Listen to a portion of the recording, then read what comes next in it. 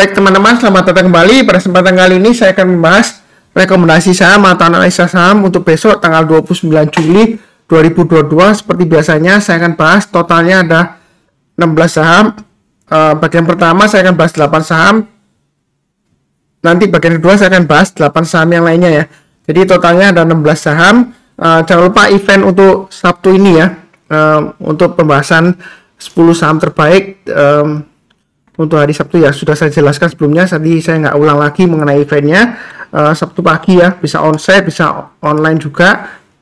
Saya mulai langsung dengan yang pertama untuk analisa saham atau rekomendasi saham untuk besok. Yang pertama saya bahas adalah untuk Antam, Aneka Tambang Tbk.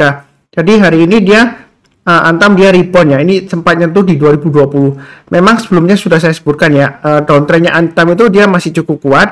Dan selama dia masih berada di bawahnya 2020, dia sebenarnya masih resiko ya, seperti itu ya. Dan hari ini dia naik tinggi, nyentuh naik ke atas 2020 ya, hanya sempat di 2030. Apakah besok masih bisa lanjut lagi Pak Sunar? Peluangnya sih sejauh ini masih cukup bagus ya. Jadi sudah saya sebutkan sebelumnya ya, memang amannya naik ke atas 2020 baru kita buy, tapi kalaupun Anda mau istilahnya curi start ya, sudah berhasil naik ke atas 1900, Anda boleh buy ya. Jadi harusnya sih kalau Anda curi start sih buy boleh. Kalau misalnya belum buy, kira-kira masih boleh buy nggak Mas Sunar? Masih boleh ya, sejauh ini masih cukup bagus. Memang dia masih di bawahnya 2020, tapi dia hari ini sudah tembus ke atas ya, mudah-mudahan besok lanjut ya. Atau strateginya seperti ini aja, kalau misalnya Anda belum punya, kita buy high sell higher. Jadi kalau naik ke atas 2030 kita buy, berikutnya kalau mau average up naik ke atas 2100 tambah lagi, naik ke atas 2170 tambah lagi ya, seperti itu ya. Jadi belinya bertahap aja, kalau naik kita tambah lagi atau average up, tapi kalau turun jangan di average down ya. Kurang lebih seperti itu untuk Antam. Jadi intinya di sini ya, kalau yang sudah punya pasang aja trading stopnya atau stop lossnya di 1900 dan 1840. Jadi selama bertahan di atas 1840 untuk Antam ini masih ada peluang untuk breakout lagi ke atas 2020 dengan target berikutnya kurang lebih kalau kita perhatikan ini swing low sebelumnya di sini ya. Ini swing low-nya di 2290. Garis saya di 2310 ya. Di sini memang banyak sekali garis-garisnya. Ini garis-garisnya untuk acuan average up ya. Jadi kalau Anda buy, kalau naik lagi kita boleh tambah lagi atau average up ya, istilahnya seperti itu ya. Atau kalau yang belum punya, kita boleh buy high sell higher. Kurang lebih cukup untuk Antam. Oke, berikutnya untuk BBRI. Jadi BBRI ini masih cenderung bagus ya. Jadi intinya selama dia masih bertahan di atas 4280, dia masih berusaha untuk mencapai target berikutnya di 4460 dan 4600. Kurang lebih seperti itu ya. Kalau mau buy sekarang boleh, buy-nya bertahap aja. Jadi kita bisa pakai acuan ya. Misalnya kalau kita buy sekarang, setiap kelipatan Rp50 atau Rp100 ya, kalau dia berhasil naik lagi kita boleh tambah lagi atau average up. Jadi sejauh ini dia sudah lumayan bagus ya reboundnya ya. MA20 nya sudah mengarah ke atas, harganya sudah di atasnya MA20. Intinya selama di atas 4280 dia masih cukup bagus. Stop loss maksimum ya di 4190. Artinya kalau dia gagal turun di bawah 4190, lebih baik jual dulu semuanya untuk BBRI. Mungkin ada yang protes, Pak Sunar, BBRI kan fundamentalnya bagus, ngapain dijual? Ya itu kalau Anda investor ya dari segi fundamental seperti itu saya nggak menyalahkan. Tapi kalau misalnya Anda trading, saya cuma menyebutkan kalau dia masih di bawahnya 4190 lebih baik jual dulu. Kenapa? Nanti kita bisa buyback lagi di 4000. Karena kalau dia gagal bertahan di atasnya 4190, ini sudah saya gambarkan sebelumnya ya. Jadi bukan karena sudah naik terus saya gambarkan garisnya, enggak, ini sudah lama banget saya gambarkan.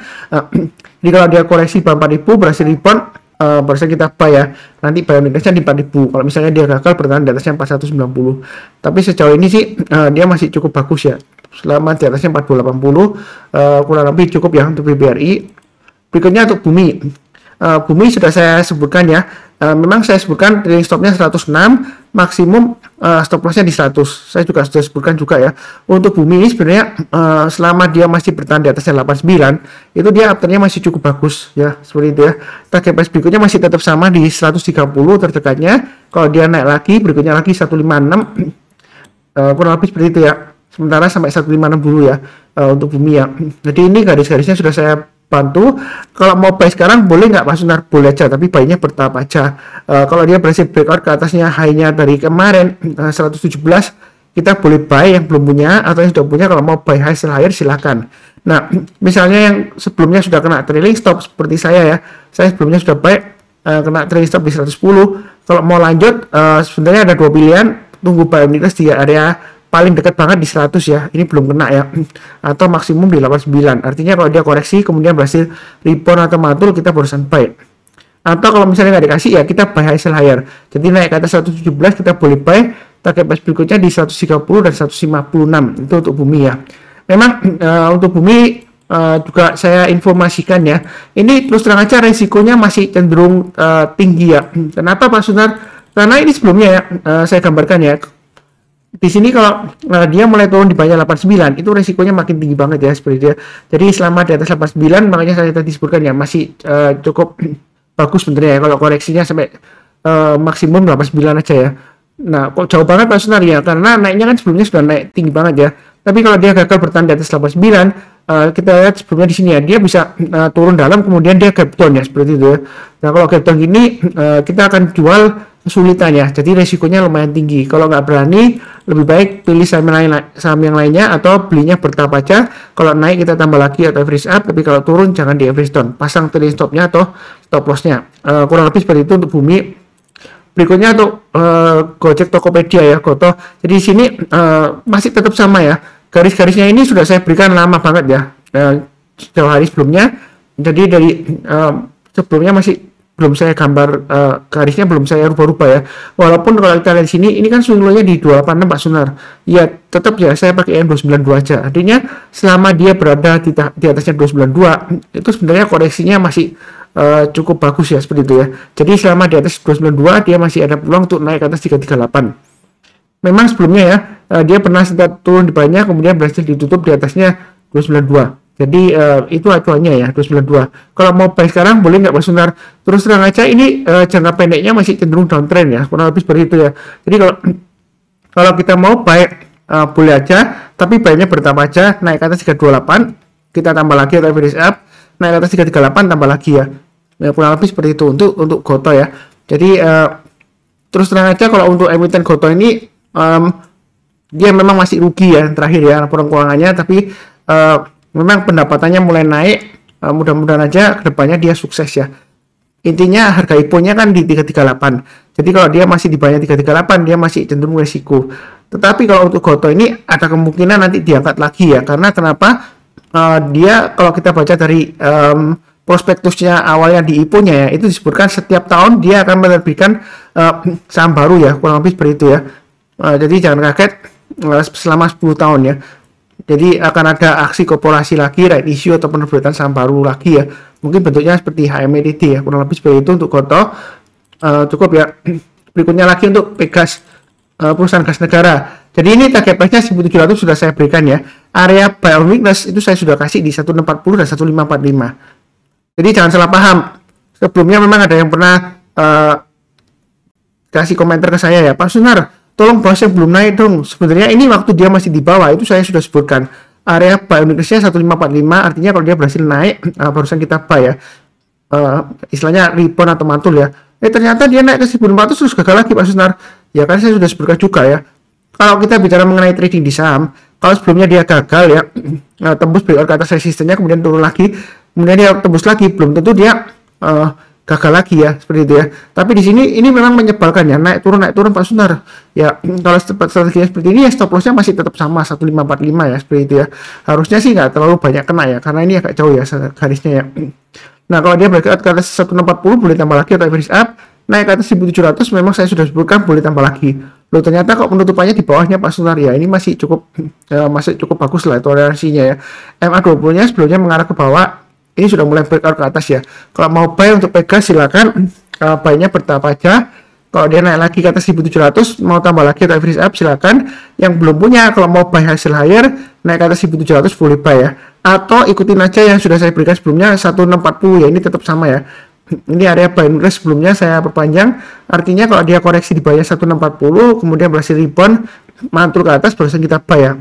Kurang lebih strateginya seperti itu untuk Pegas ya, yang mau buy and rest atau maksimum di 1545. Nah target price-nya di mana? Di 1800, 1900 dan 2000. Apakah kali ini dia bisa ke 2000 Pak Sunar? Ada kemungkinan sih selama dia bertahan di atas 1545 ya untuk Pegas ini ya. Dia masih ada kemungkinan breakout lagi higher dengan targetnya di 2000, masih ada kemungkinan ya.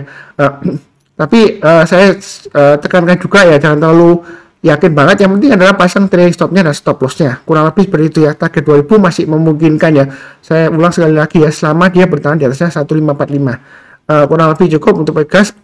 Berikutnya untuk Harum sudah saya sebutkan ya, area buy on weakness yang paling aman memang di 1700 ya.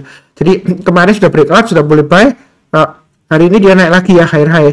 Jadi yang ngikutin saya harusnya sudah buy ya. Walaupun kemarin saya nggak bikin video ya untuk hari ini, tapi sebelumnya ini sudah saya bahas ya. Harusnya yang rajin nonton, mencatat dan pasang automatic order buy harusnya sudah buy ya. Naik ke atas 1975, mau tambah lagi atau average up silakan. Naik ke atas 2090 tambah lagi. Jadi garis-garisnya sudah saya berikan ini boleh dipakai acuan untuk average up. Jadi kalau dia berhasil breakout, kita boleh tambah lagi atau istilahnya itu buy up atau average up ya, kurang lebih seperti itu. Kalau misalnya masih takut Pak Sunar, saya tunggu buy on weakness, tunggu di mana, di 1700 ya, sama ya. Artinya gimana ya, kalau dia turun di bawah 1700, kita belinya kalau dia sudah berhasil rebound atau mantul di atas 1700. Kalau belum ya berarti kita jambai dulu, dan kemungkinan dia akan testing lagi area supportnya di bawah sekitar 1375 sampai 1535 ya, ini ya. Ini area support berikutnya ya. Jadi di sini kalau kita perhatikan memang di sini ada swing high di sini ya. Ini areanya di area 1780 ya. Jadi kalau yang mau pasang trailing stop paling dekat sih di 1780 ya. Jadi kalau mungkin mau nyicil ya, turun di bawah 1780, jual dulu 50%. Kalau dia gagal turun lagi di bawah 1700, saran saya jual dulu semuanya. Karena kalau gagal bertahan di atasnya 1700 untuk Harum, dia risikonya akan turun lebih dalam. Kurang lebih seperti itu untuk Harum. Berikutnya untuk Inco. Inco juga sama ya. Selama dia masih bertahan di atasnya 1450, dia masih cukup bagus ya, seperti itu ya. Memang sebelumnya saya sudah kena trailing stop ya. Saya sudah buy tapi sudah kena trailing stop, tapi hari ini saya terus terang aja nggak buy ya untuk Inco. Karena saya buy-nya fokus di saham lainnya ya. Nah, ini sebenarnya kalau mau buy sekarang apakah masih bagus Pak Sunar? Masih ada peluang. Tapi jangan kaget ya. Kalau besoknya mungkin dia naik kemudian dia koreksi, karena sebelumnya ciri khasnya seperti ini ya. Dia berhasil breakout naik lagi ya, higher high. Kemudian dia candlenya merah, terkoreksi ya. Tapi koreksinya sejauh ini dia masih cukup bagus. Kalau dia nggak tembus lagi di bawahnya low sebelumnya ya, seperti itu ya.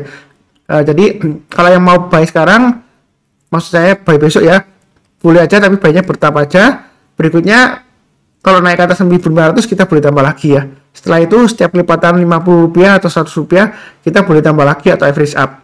Nah mungkin pertanyaannya apakah ketinggalan atau tidak kalau buy and go. Sejauh ini memang selama dia bertahan di atasnya ini ya 5550, kurang lebih garisan saya ya, itu dia masih cukup bagus peluangnya untuk breakout lagi ke atas 6500 dengan target price dekatnya di 7100, 7800 dan 8275 ya. Kurang lebih seperti itu. Memang mungkin untuk Inco sedikit kekecewaan ya, dia yang terakhir nggak memutuskan untuk tidak bagi dividen ya, tapi nggak tahu untuk kedepannya dia seperti itu atau enggaknya ya, kita nggak tahu pasti.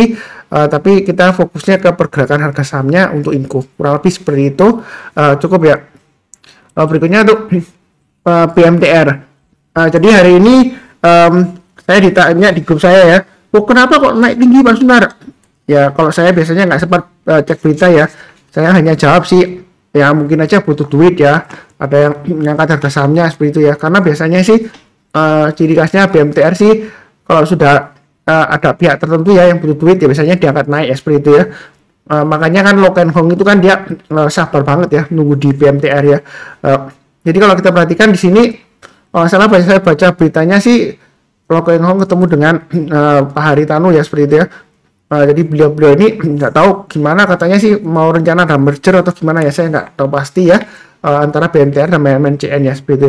Nah berikutnya kedepannya seperti apa ya kita nggak akan pernah tahu. Tapi kalau yang sudah pernah ngikutin saya, ini area buy on weakness sudah saya gambarkan di 278 289 ya, seperti itu ya. Garis-garisnya sudah saya bantu ya.